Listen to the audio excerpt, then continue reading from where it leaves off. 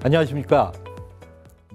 Greetings, I'm Dr. Kim Jin of Maxillofacial Surgery Department of Daejeon St. Mary's Hospital of Catholic University.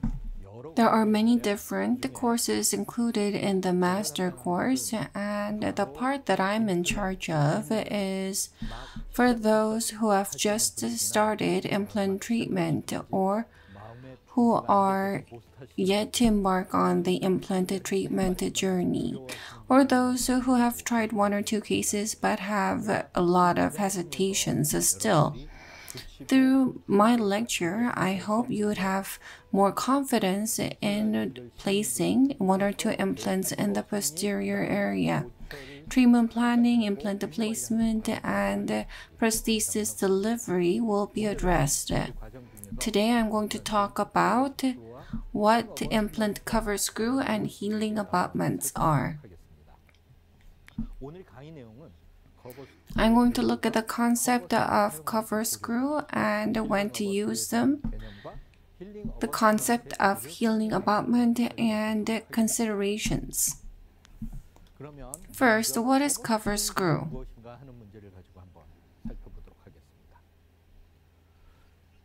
Implant treatment has become very common these days. In Korea, we place most number of implants across the world. If you look at the statistics, about 75% of private practitioners have placed implants, and they have the potential to do it. With the increase of implant treatment, the number of insured implant patients have increased, and we place implants in really elderly patients at times. So we need to look at the form of implant first.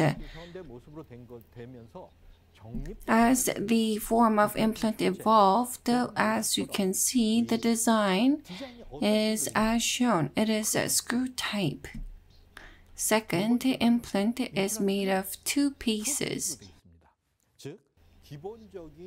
screw form, and the lid is connected. It's two-piece. Third,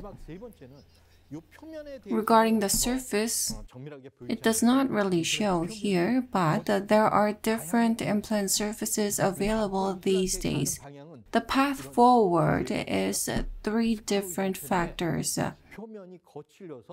It's going to be screw type with rough surface so that it can adhere to bone very well, and it's going to have a lid.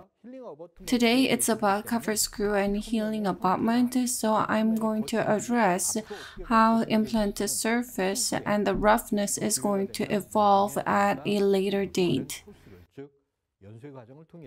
This will be another topic I'd like to dive into at a future date. Today, I'm going to talk about the two-piece abutment. Yes, there is one-piece implant. Osstem implant is excellent in that it has different lineups. The form and contour are different. In the basic course, we're going to address the ultimate basics, and I'm going to talk about two-piece implants with lid. There's one-piece implant. The entire thing is in one piece. What difference is there? The two-piece, it goes into the bone.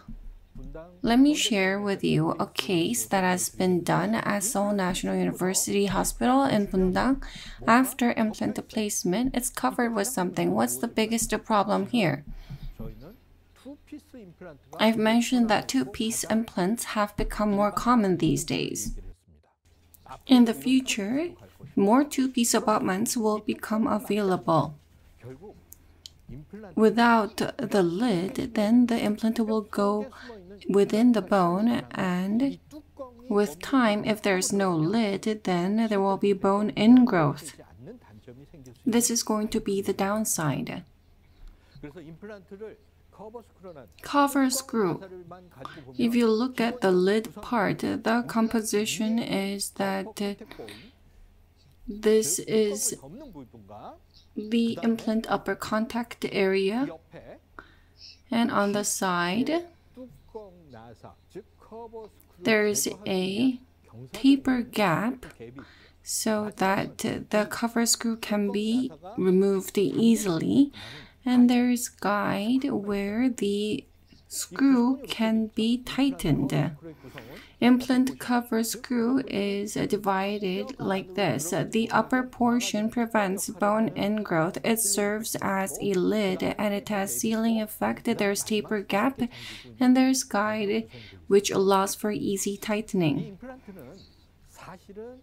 If you look at the implant, there's a hole which allows for connection with the crown, and this needs to be covered with a lid. It is important that there's no bone ingrowth here.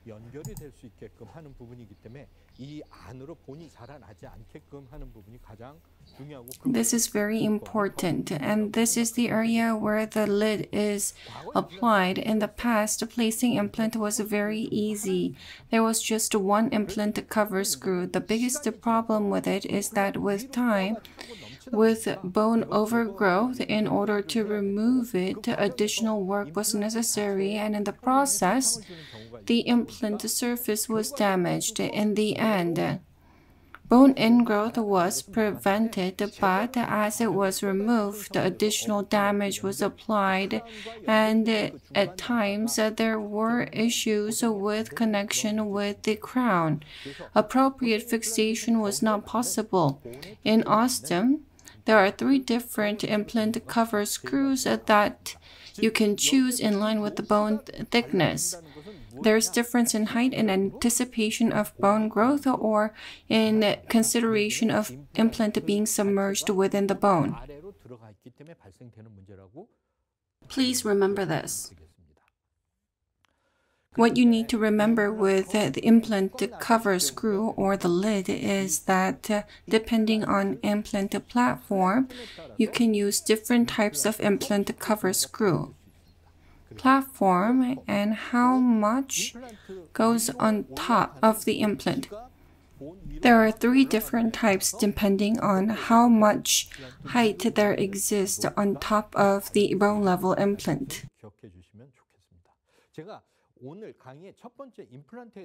I want to explain the most important part. Where should the implant go? It should be placed within bony housing. I was quite surprised with a certain case. This was an emergent case referred from University Hospital. The implant was said to be placed well and the person was just starting. There was no X-ray and panorama image at the time. When I tried to connect the implant cover screw, there was no implant within the bone. We need to place the implant within bony housing, but at the time, this person couldn't. Implant is placed within bone, and with time, on top of cover screw, bone can grow, and because of this issue, different cover screws have become available. When we use implant cover screw, we need to choose the cover screw that fits the implant. For mini implant, you need to use mini cover screw, and for regular size implant, you need to use a regular size cover screw. Don't get confused when you place implant. If you open the lid of the case where implant is stored, there's appropriate cover screw included within, and it has different color. Therefore, if you place multiple implants, you can avoid confusion. We're talking about placing 1 to 2 implants in the posterior area, and you need to use appropriate mini cover screw, regular cover screw. If you connect the regular size cover screw on top of a mini implant, then connection will not occur appropriately because the size is wrong. Conversely, if you use a mini cover screw on regular platform, it will be completely submerged. If this occurs, fixation will not be good, and There will be bone growth on both sides, and the cover screw will not serve its purpose. Conversely, in this case, because connection does not occur nicely, the patient will call and make complaints. The patient will complain that although implant has been placed just the day before, something fell off. If you get such call, it can be quite confounding. In most cases, this is because cover screw has not been fixed properly. Then you need to think that perhaps I've used cover screw that is the wrong size. You need to use implant cover screw that is fitting with bone height. Today, I'm going to look at the TS implant and cover screw that fits it. For 3.0 mini implant, the cover screw is shown in blue, and for 3.0 mini, there is different purple cover screw. The different heights are as shown 0.4, 1.4, and 2.0. In the case of 2.0, when it is submerged, you can use this kind of cover screw. On the other hand, in the case of regular cover screw, it can be used for implants ranging from 4.0 to 7.0.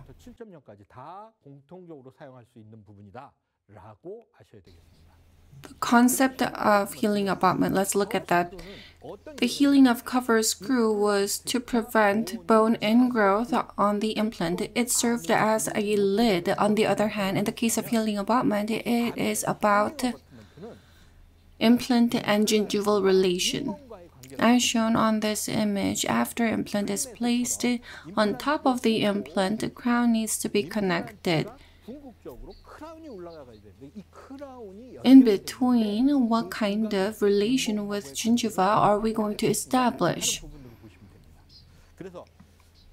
I've mentioned that implant is two-piece, the part that's in the gingiva and the part where it requires a lid.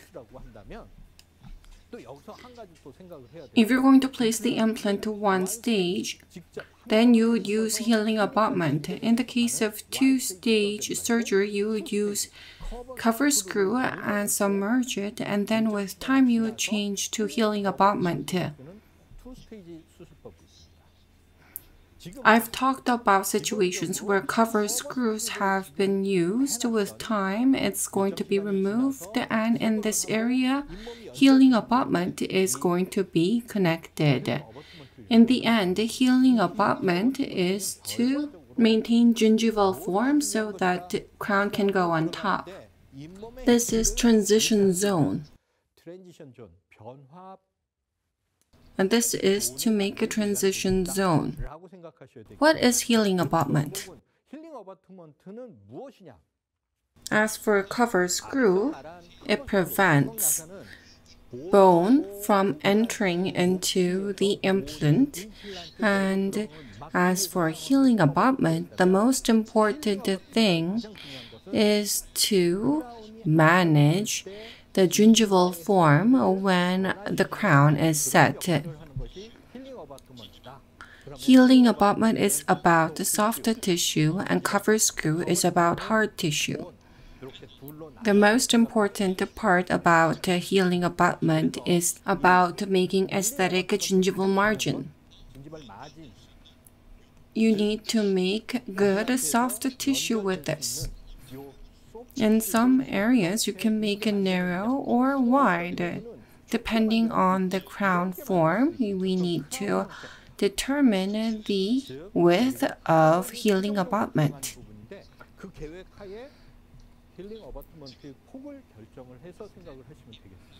If you look at healing abutment of TS implant from Osstem implant, you can see that diameter, height, platform, whether or not it is regular, these information are all marked. In the case of TS implant, you can see the diameter, height, and platform.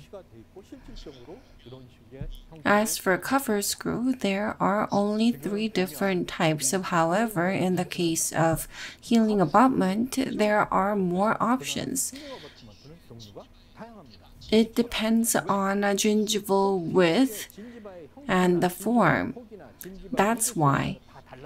If you look at the basic healing abutment as shown, these options can be used for TS Mini. Do you remember what I've said earlier? Your choice of healing abutment will vary depending on gingival width and thickness, as well as the condition. In regards to cover screw, I've talked about two different platforms. Healing abutment as well as cover screw can vary depending on the platform that is used. In regular platform, you can use these different options. Healing abutment can be used for mini, regular, and wide platforms, and regarding cover screw, it was relation with the bone, and for healing abutment, it is related to soft tissue. In order to get a good emergence profile, you need to consider gingival depths and the implant placement depths and relation with the antagonist. It's the same with cover screw. You use mini for mini and regular for regular platform. This is the same. If you use a regular healing abutment for mini platform, then it's not gonna fit, and the vice versa is true. You need to follow the size, and what is most important is that how you manage the soft tissue and transition zone determines how aesthetic your crown is going to be. In the case of diameter 5 healing abutment, you need to use a 5.0 abutment in order to get good soft tissue. If you use large abutment in narrow ridge, the patient is going to experience pain. At times after implant placement and healing abutment connection, the patient calls and talks about how something's fallen off or that there's pain. If you use the wrong size for the wrong platform, then there can be pain for the patient. You need to choose the appropriate size. For 7.0, you can use 7.0. If this goes in, then if the crown goes in, there can be food impaction. If you need to use 4.5, you need to use 4.5. You need to choose the size accordingly. In healing abutment 5.0, impression coping should be 5.0 and abutment should be 5.0. This is the most simple. This is as simple as it gets. You need to make sure that you mark what kind of healing abutment is used in your chart, and you need to use accordingly when you take impression. Of course, the data is already there in the healing abutment, but you need to make sure. The healing abutment should be 1 or 2 millimeters superior to the gingiva. As shown, the cover screw should not be covered in soft tissue and should be free from it, so that after healing abutment goes in and the crown goes in, appropriate soft tissue margin can be achieved.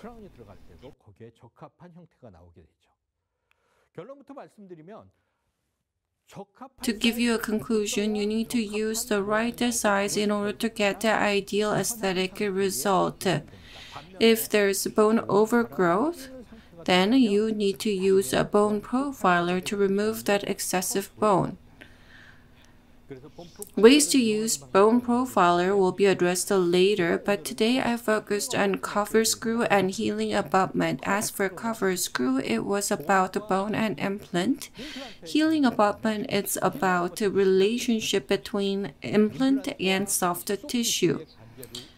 This is an interim process before we move on to crown setting. Within a short period of time, we've discussed about implant, cover screw, and healing abutment. Cover screw is about bone, and healing abutment is about gingiva. I wish we could have dived in further, but because of time constraint, we couldn't.